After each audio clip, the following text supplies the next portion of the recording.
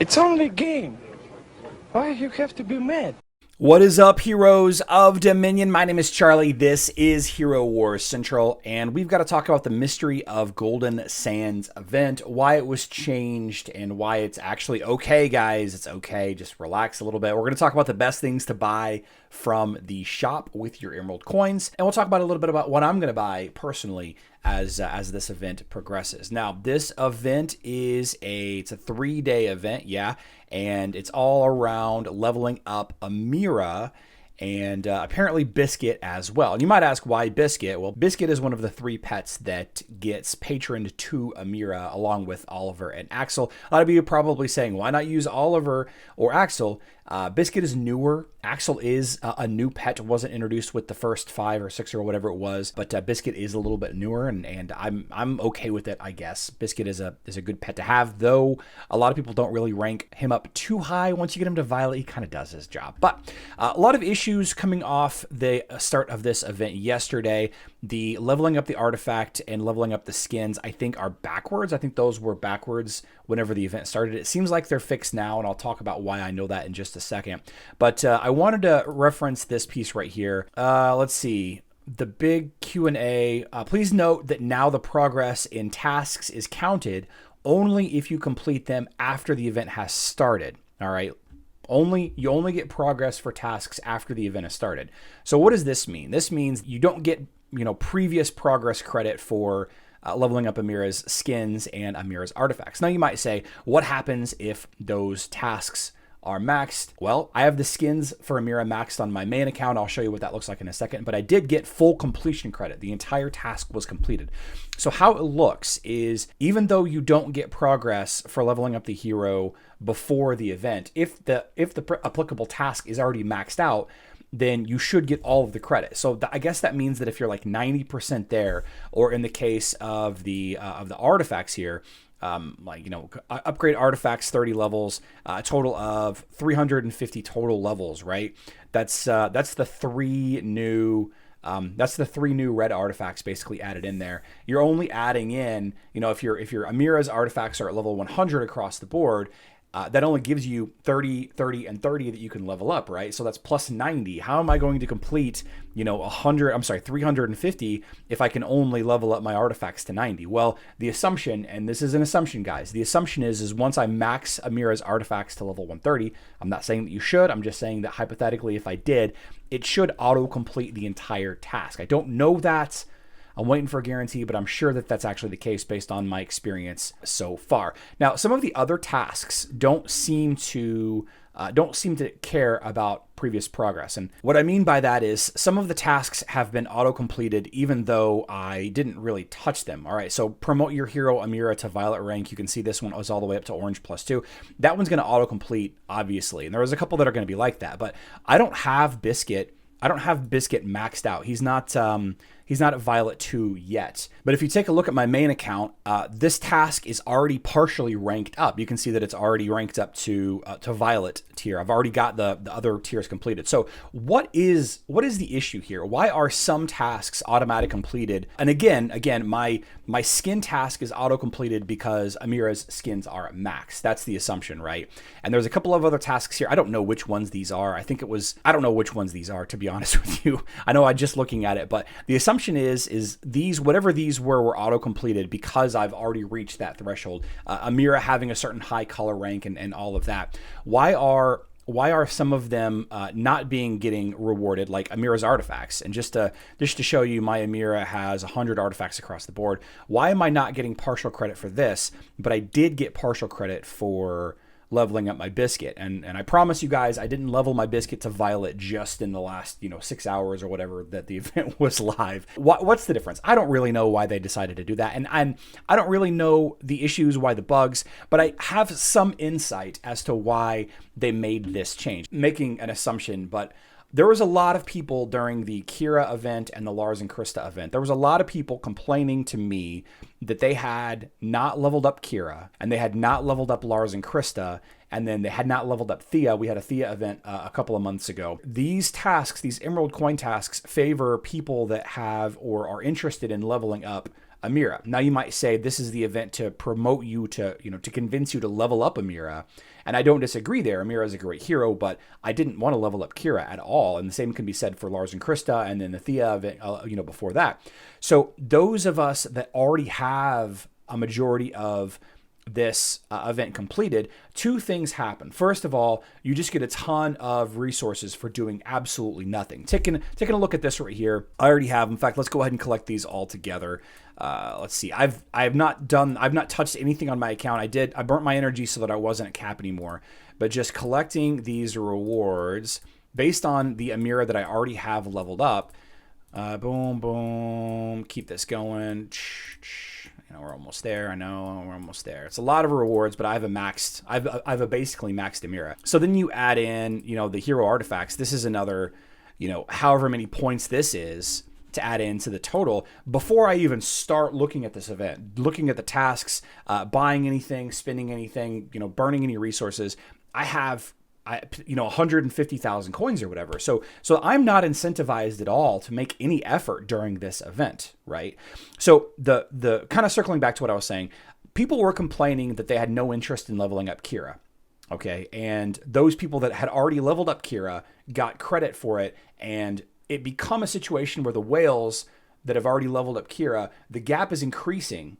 Like the whale gap and the free to play gap is increasing without the whales having to do anything. They didn't have to spend any money to get any more. They didn't have to spend any extra resources saved up, skin, stones, artifacts, because their Kira was already leveled up, right? So the haves become the have more, and the free to play are still struggling to kind of catch up a little bit. So there's this gap here, right? So I think the people that complained about that actually kind of won in this situation. You don't just automatically get a ton of free resources. Obviously, I did get a lot, but not as much as I have in previous events than I did before. So the gap between the whales and the free to play doesn't automatically increase just at the very beginning.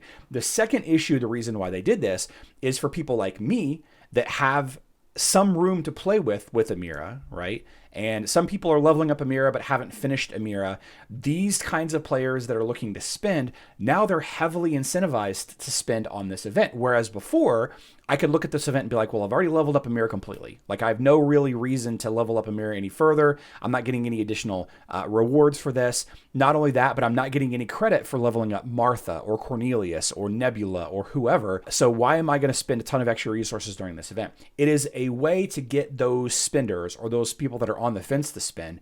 It is a way to get those players to go ahead and spend on this event either way. So if you have a maxed Kira, like fully maxed across the board, sure, you're going to log in and you're going to get a ton of free resources, and you're just going to put them into Heidi or Martha or Alvinor or, whatever, that's still going to happen. But the amount of people, the amount of counts that are just going to log in and automatically get that power boost for doing nothing, that's going to be pretty small. So I wanted to share the best practices as far as purchases. Again, thanks to Calorifere for this spreadsheet. I will have it linked in the description box down below. Obviously, the best value was the Oracle's sensor, but that has passed. I don't know if that's going to be a thing. Like, they're going to have a sale on an item the first couple of hours every time that we have one of these events.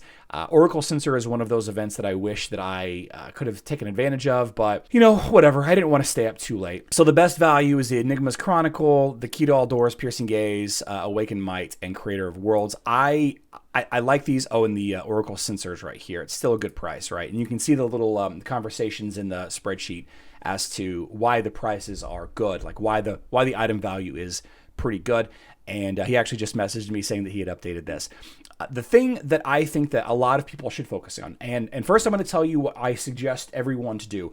First of all, if you don't have Amira, I suggest you get Amira. Amira is a fantastic hero. She's going to be an integral counter to a lot of the Ishmael lines that you come across. Amira counters Yasmin on some level. Amira is a really, really great mage damage dealer.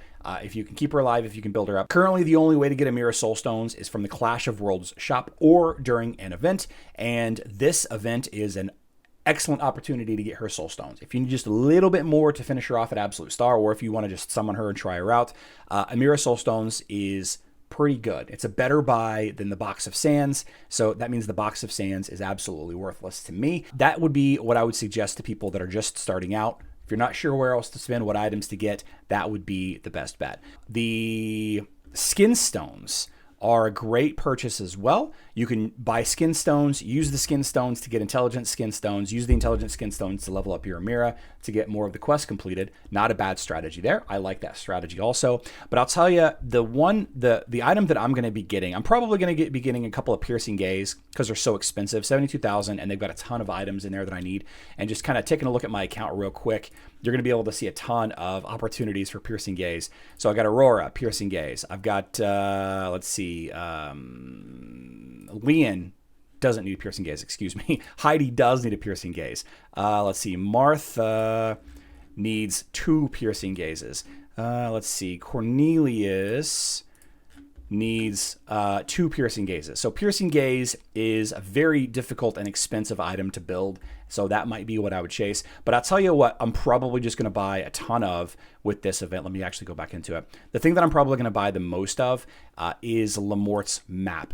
All right, Lamort's map. And let me tell you why. I did a little bit of math this morning. The hero Cornelius, which I know a lot of you are interested in leveling up right now, Cornelius needs 26 Lamort's maps, Lamort's cards. He needs 26 of them from orange all the way up to red 3, right? He needs 26 of these. Martha needs 28.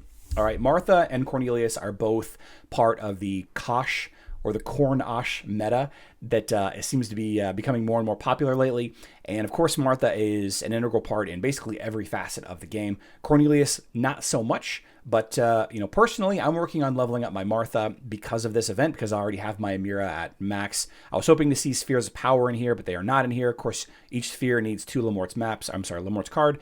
So it's kind of okay. The big thing that I have to farm being the Lamort's card. I'm going to be buying a ton of these. I'm probably going to buy one piercing gaze to throw into Heidi, just so that he's done, right? And if I can save up enough to get another one, maybe I will as well. But I'll probably at the end of the event just dump them all into Lamort's cards because of the sheer volume. You need 20 plus for every intelligence hero. It seems like, man, every intelligence hero needs so many, and it's kind of like lycanthrope things on agility and strength heroes, right? So that's kind of what we're looking at. One last note before we kind of wrap up this video: I have been speaking directly with Andrew, the community manager for Hero Wars Dominion Era, and I shared with him some initial feedback as well as some additional feedback after I had some time to think about it. And they are looking into and taking all feedback into consideration. They are considering making changes to future events, but aside from bug fixes on this event, I don't expect them. And they didn't say that they would or wouldn't either way. Let's just be very clear about that. I don't expect them to make any task changes during this event. Aside from bug fixes, of course. Future events, they might be tweaked a little bit, but we will have to wait and see. I really, really look forward to these Emerald Coin events because it seems like a great opportunity to get a ton of items for heroes that I like to level up. We'll just have to see how it goes. Don't forget that we do live stream every day. The schedule is on screen right now. We're going to hang out. We're going to give away more entries into a 100,000 Emerald giveaway for the end of the month. I love you all. Good luck in Dominion.